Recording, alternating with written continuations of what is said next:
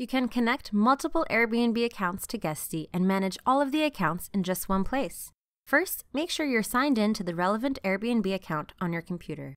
If you're signed in via a third party, such as Google or Facebook, please sign out and then sign in with your Airbnb email and password.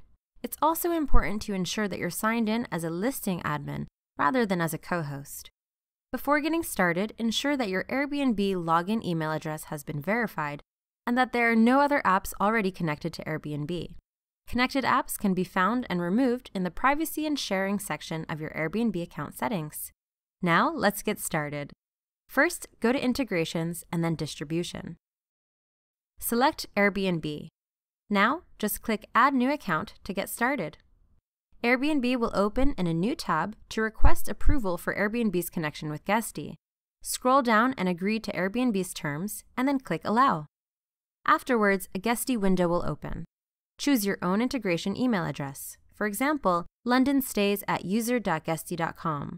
This will be your new login email address for Airbnb and the email address that guests will receive messages from. Choose a nickname for your Airbnb account to help you easily recognize it in Guesty.